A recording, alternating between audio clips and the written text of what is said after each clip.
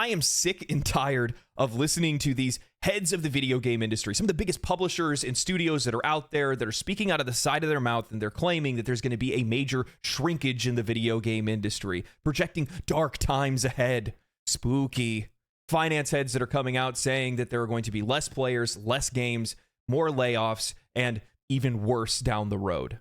And while some of that does hold some truth, it only holds truth for some companies, not all. Because at the exact same time, we have seen breakout successes like we've never seen before. Looking at games like Palworld, Helldivers 2, Balatro, Content Warning, Planet Crafters. Middle market and indie studios are absolutely crushing it, and it's making a lot of these larger studios start to shake in their boots. So today what I want to do is I want to prove the rest of the industry wrong, and I want to talk about these successes in contrast with everything else the industry has been saying. So you're sitting there and you're asking yourself, what is Balatro? Well, let's ask the people that reviewed it.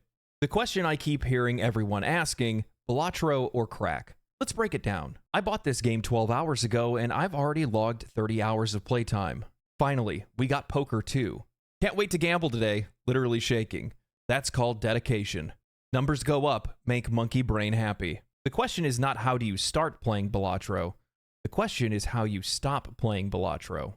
Balatro is a poker-themed roguelike deck builder developed by a solo developer known as Local Thunk and published by PlayStack.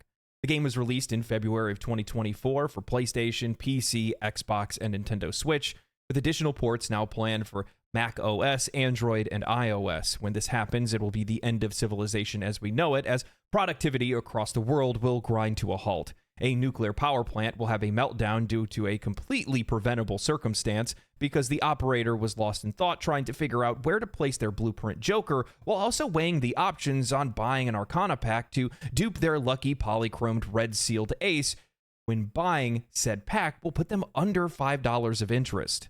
Local Thunk, based in Canada, created Balatro over the course of 2.5 years. The game was inspired by a Cantonese card game called Big 2 and uses elements of roguelike deck builders that they had played over the years. Local Thunk actually deliberately avoided playing any other deck builders during the time of development to make sure that he kept the game original, only referencing games like Slay the Spire towards the end of development to understand control schemes. About a year before its release, Local Thunk quit his day job to focus full-time on completing Balatro, aiming to use it as a portfolio piece to get a job in the video game industry. The game received major attention during its pre-release phase thanks to coverage by major streamers like Northern Lion. Balatro combines the mechanics of poker with the strategic depth and replayability of a roguelike deck builder.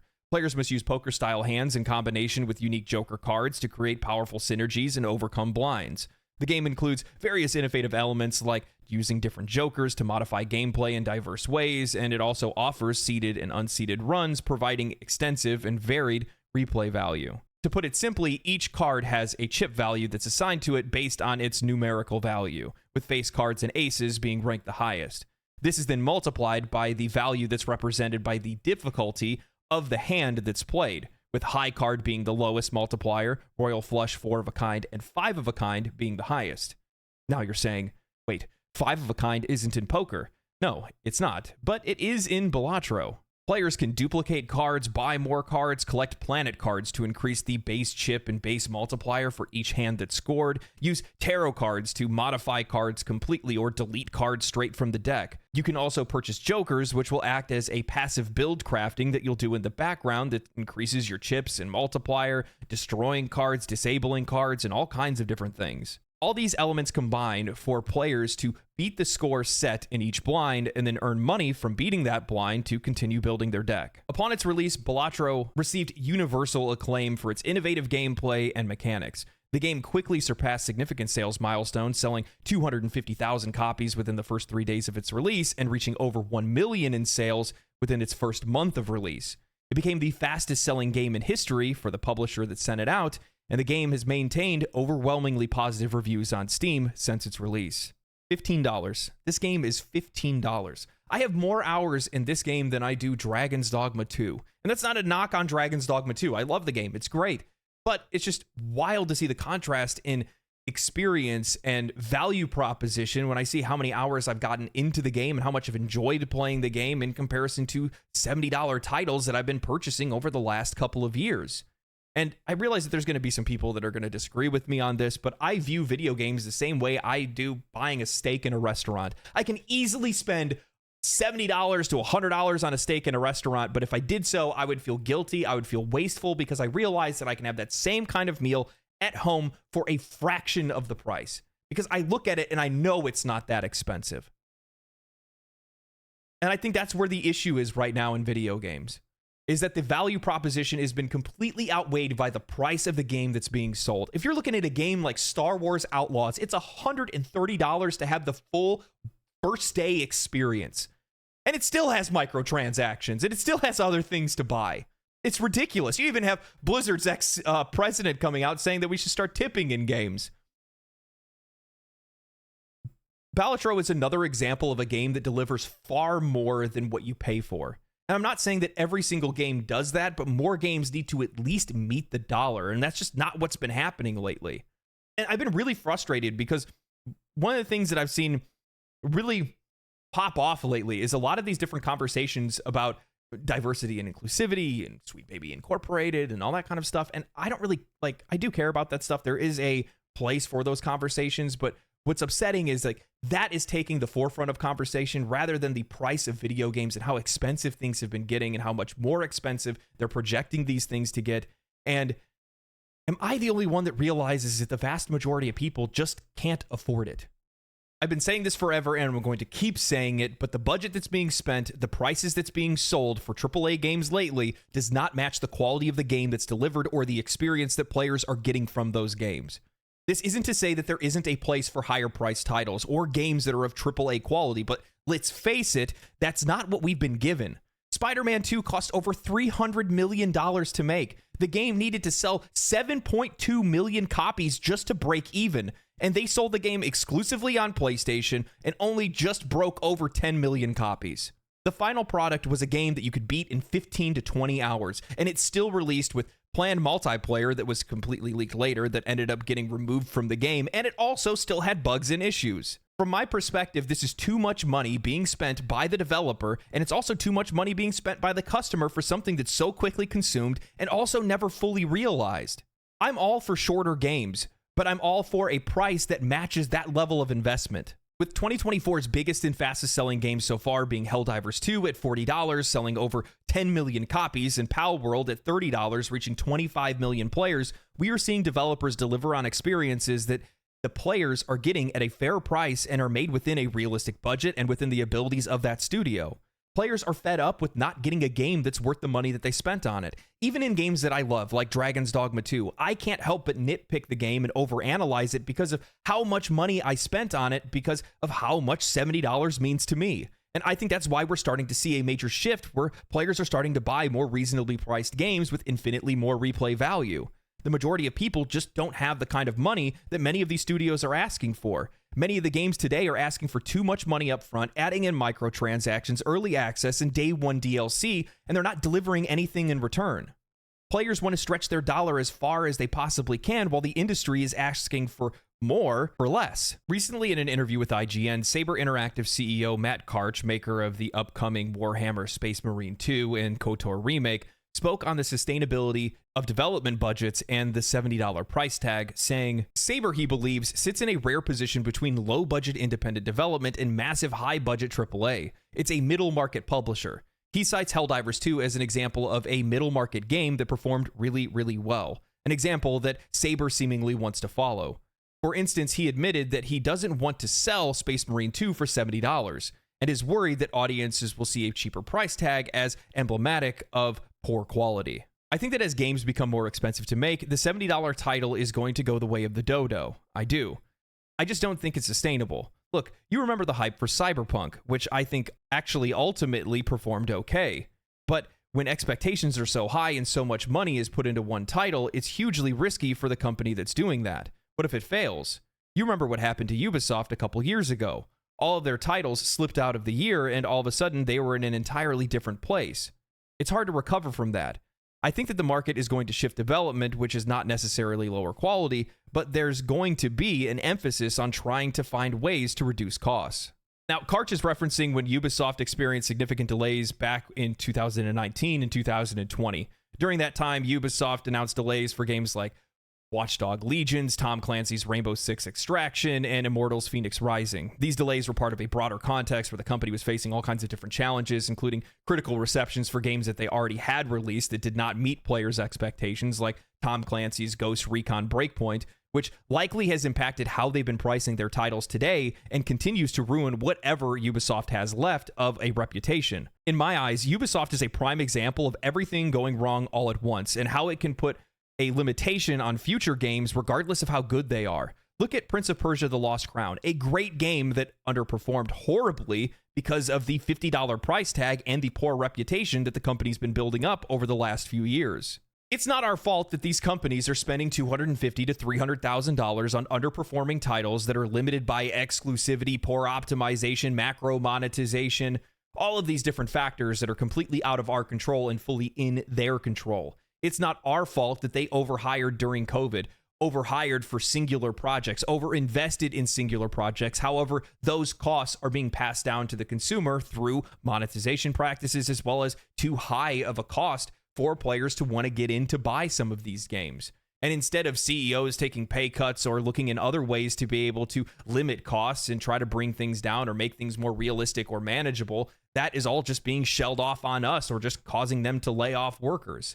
There are other ways for them to be able to solve these things. And that's one of the things that the Sabre CEO was bringing up in the first place, saying there's other ways that they're going to have to look to be able to control this because $70 just isn't realistic in this market. Regardless of what people will say about how video games haven't changed price over the last few years, it doesn't matter. $70 is still $70, and that still means a lot to a lot of people. And in a lot of cases, that's too much for a video game, which is leading people to start looking in other places to try to find something that's worth the money that they're spending.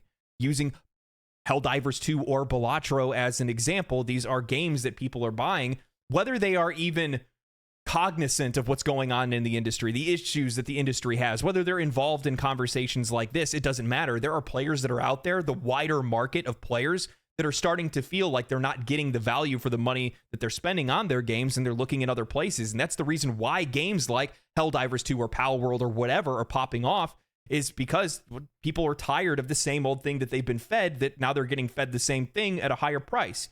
So now they're, wait a minute, this game's $40, this game's $15, and I'm getting hundreds of hours of gameplay out of it. It's nothing like I've never played before. It's not the same recycled IP that I've been playing for the last 20 years or more. That's what's going on. It's just sad to see that many of these people that are in charge don't see the same shift in consumer perspective or the value in indie and middle market games. Back in March, PC Gamer interviewed the developers behind hit indie titles like Darkest Dungeon and Slay the Spire, who spoke about funding and support for indie development being withdrawn from the bigger publishers.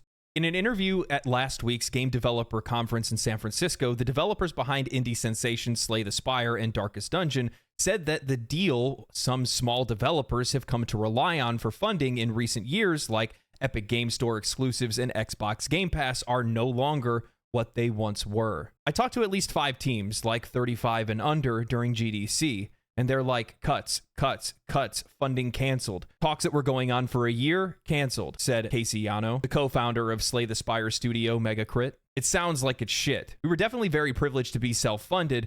Otherwise, I'd be very, very scared right now. Game development is even more accessible than it ever has been before, and I think Palworld and also Balatro are great examples of this. More people are picking up easy-to-use tools, watching YouTube tutorials, and taking classes while working full-time so they can make games of their own. However, the bigger the project becomes, the greater the dreams these developers want to chase, and it's sad to see companies like Xbox and Epic are pulling funding from developers that desperately need it to be able to bring their games to light. Using Palworld as an example, if Xbox is pulling that money, well, in the future, it's going to make games like that less likely to be released. Now, I don't want you to get lost in the sauce. It's not just about the money. Some of it is actually just the protection that these publishers can give to these studios or to these solo developers that are out there. They have the ability to be able to take cover behind them if they do meet a lot of success. Local Thunk, the developer Balatro, mentioned that the most challenging aspect of developing Balatro was just taking it public, dealing with the pressure and the feedback from a wider audience, which, by the way, is a major stark contrast to all of his previous projects, which were all made for friends and family. And that's the same thing that Balatro initially was supposed to be. It wasn't meant to be sold. Within a month, a solo developer became a millionaire, making a game over 2 years in their free time as a hobby. Which, that's great and a major achievement and a great story to hear, but there's a lot of support, protection, and resources that these small developers and solo developers get from publishers like Xbox and Epic. And while Local Thunk isn't a developer that necessarily needed funding, luckily he found a publisher who valued his concept well enough to be able to help him get the game to go public, and then they get to help with managing that success, protecting him from the success. With fewer publishers out there wanting to take on this role to protect, fund, and nourish budding talent within the industry, many of these developers are going to start to turn to self-funding or having to manage their own success on their own. And to be honest with you, they're in a lot of cases are probably not going to be able to have what they need to be able to take care of some of these wider audiences if their game really pops off. And I think that this is caused by a two-part issue. I think that one part of it is that some of these publishers lack a keen eye for what great games are. This is something that's well illustrated by Xbox. They've had a really lackluster set of first-party titles for quite a while now, which then has led them to try to invest as hard as they possibly can to fill Game Pass with as much content as possible because they want Game Pass to go well. They need more players to subscribe to Game Pass, but one of the things that I've seen as a result of this major shift into Game Pass from Xbox is that many of the games that they did put on there weren't high quality enough. It was more about the quantity than the quality. And the other issue that I'm seeing that's popping up lately, and I think this just kind of wraps a bow around everything, is just how obsessed many of these publishers and studios are with live service development, a choice that's definitely been supported lately, especially after seeing the report from GDC that showed a vast majority of players are playing older yet still relevant live service games like Fortnite, Roblox, League of Legends, GTA 5, Warzone, etc., all accounting for 27% of total playtime in 2023. I think that there's just a major lack in perspective from some of the biggest publishers and studios that are out there right now. And likely what this has to do is just the evolution of their success over the years, and they forgot what it means to actually cut out an audience or make an audience for themselves more than anything else. And it probably has to do with many of these companies being filled with more marketing people than product people, and product people not working and running these companies like they used to. Something back from a Steve Jobs quote you could go look at that talks about that in great detail. But with that said, I really do think that's what this is. While live service games are great, you have to make a market for a live service game in the first place. And I feel like many of these companies don't realize where the value really lies anymore because they're just so used to putting out the exact same thing, the exact copy of the same game over and over again without actually ever evolving any of their new IPs or anything like that. And I think looking at a game like Balatro is a great example. How many of these companies do you think would have saw the value in a poker deck builder roguelike? Probably not very many. Helldivers 2 is another great example of that. You had ODST developers go to Xbox and tell them, hey, we would like to be able to make a game like this back before Helldivers ever even existed, and they were shot down by Xbox because they didn't see the value in an IP like that. Today, right now, we could have a game where we were dropping on a planet to push back the Covenant and then had another war on the other side where we're fighting the Flood, but we don't have that right now. And that's just because folks didn't see the value in these kind of things. And, you know, live service issues aside, because I know people kind of harp on that a little bit too much. They hang on it too much and they think that, oh, live service games are bad. Live service games aren't bad. Misgivings aside about Fortnite, Roblox, or whatever, these games are played by a ton of people because the value proposition is there. They're paying no money for something that they're getting a ton of content from and that they enjoy, that performs well, that's optimized well. League of Legends, whatever it might be, these games, these players are viewing them as fairly monetized and they feel like they're getting a good value out of it. But more than anything, they're good games that have content. And that's the thing that players want more than anything. Content. Balatro is quickly chasing my hours in Baldur's Gate 3, Elden Ring, Helldivers 2, and Terraria. Okay, it probably won't be Terraria. I've likely developed some social issues because of playing Terraria. Worth it, by the way. However, I've noticed that my tastes and my purchasing habits have changed rapidly over the last couple of years, and I think I'm seeing it happen with other people as well. Hell, we can see it in the sales of some of these middle market games and indie titles over the past few years. While AAA games have their place, they still draw money and have players, many of the discussions around gaming is completely dominated by games like Hades, Hollow Knight, Vampire Survivors, Stardew Valley, Subnautica, Dead Cells, Slay the Spire, Darkest Dungeon, Blasphemous, and Undertale. Games that are developed with a fraction of the developer's time and budget of many of the biggest games that are out today. I think it's high time that these studios got back to their roots, and I'm not saying that we need to see an end to the massive AAA games. I love some of them, But many of these studios and publishers should be supporting these smaller projects with smaller teams, with refined scope and a fair price. It's time for them to remember where they came from, because none of these companies started out selling major blockbuster games. Many of them made games no different than local funk in their free time. I spoke on this briefly in a recent video. However, Xbox's Phil Spencer came out blaming capitalism for the issues that the industry is facing, claiming that they project less players buying games, less people buying consoles, and he doesn't have the luxury of not having to run a profitable, growing business. Quote saying, "The problem, according to Spencer, is a lack of growth across the video game industry as a whole. When you have an industry that is projected to be smaller next year in terms of players and dollars, and you get a lot of publicly traded companies that are in the industry that have to show their investors growth, because why else does somebody own shares of a stock if it's not going to grow? The side of the business that always gets scrutinized is the cost side," Spencer said. Because if you're not going to grow on the revenue side, then the cost side becomes challenged. And I still don't really understand where he's coming from saying that he's projecting less people buying games, because what he's failing to realize is that with all these breakout titles that we've seen just in 2024 alone, plenty of people are buying games, they're just not buying your games, and somehow that's a problem for everybody else. I understand that they have a responsibility to their investors, but they also have a responsibility to the people that work for them and for those who buy their games. A lot of these companies talk about how they need to avoid risks and cut costs, and I'm sitting here asking myself why they keep putting all of their eggs in one basket, investing hundreds of millions of dollars into marketing budgets and development for a game that may fail or yield very little in return. Why not break some of these teams apart, split the budget, spend less on marketing, have some of these teams work on smaller scope projects while developing larger ones slowly in the background?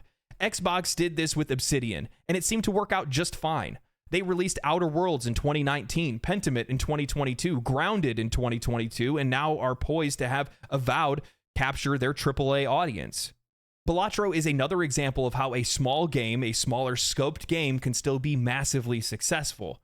It's another example of an absolutely fantastic game, a unique idea that's fairly priced, has no microtransactions, and goes above and beyond players' expectations. You can pay $15 for hundreds of hours of enjoyment. You can feel the creativity and the soul behind the developer who meant to make a game for their friends and family and chose to take it a step further. You get lost in the hypnotic CRT visualizer and the Risk of Rain-like music that's playing in the background. You get the dopamine rush of ripping open card packs to find the perfect card that rounds out your deck and sends your screen shaking, sets the multipliers on fire, and pops out a number that's barely readable. Balatro is a wake-up call, a tolling of the bell, a reminder to these companies that not everything needs to cost $300 million, and even niche games can find relevance. Consumers are wanting more than the 24th Call of Duty or another remake of The Last of Us. Yes, by the way, there are 23 Call of Duties at this point. Smaller games are reaching wider audiences. Game development is becoming more accessible, so there is going to be even more of these games delivering upon the needs of customers in ways that the industry isn't interested in doing or fails to really understand how to do anymore. All I know is that this is one hell of a game. 2024 has been exceptional for games already, and I'm looking forward to it getting even better. If you told me 5 or 6 years ago that I would be making YouTube videos about smaller indie titles or middle of the market AA games and that they would be the games that I play more than anything else, I would think you're lying. Because back then I was lost in the sauce. I was a mindless consumer like any normal probably person is that doesn't know about any of this other stuff that's going on in the industry. But after a while, my taste just naturally changed because the games that I was spending money on, I wasn't finishing. They just weren't hitting the same. I was starting to fall out of love with gaming. I just really wasn't playing very many games anymore. And it wasn't like other life distractions. It was just games were getting boring. And initially I thought it was me until I played Terraria one day and sunk thousands of hours into it. I'm not even comfortable telling you guys how much I've played Terraria.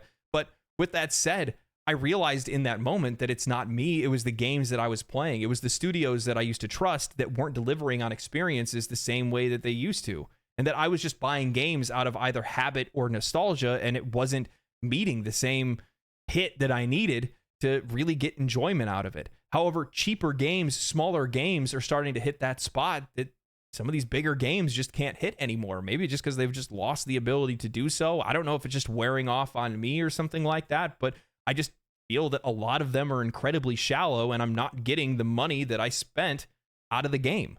But I'm getting a ton of it out of these games that I've been spending $15, $20, $30, $40 out of. Obviously, there are some outliers. There are some AAA games that do what they need to do. But the vast majority of them lately, I don't think they are. I don't. Consumer interests are shifting. Tastes are changing. And it's not just me, it's everyone. And I want more people to take notice of that. I want the industry to take notice of that. I want you, the viewer, to take notice of games like this, experiences like this. I want to share them with you and give you my ideas and background or whatever the heck I'm coming up with in my mind, because I think these are important discussions. But even more so, I want to introduce you to games like this because this is the stuff that I'm really enjoying right now. And I think that you'll like it too. And for $15, it's a hell of a deal. Anyway, I hope you guys enjoyed this video. I love making these wake-up call videos. They're my favorite ones to make. And I don't ever try to waste them on something that's not worth it. This one is definitely worth it. And I'm so happy to make it. I'm so happy to support this game. I hope that it grows in sales even more than it already has. So many other people have already come out to support it to begin with, and I just can't wait to see more players playing it, mostly just because I like to get other people addicted to games.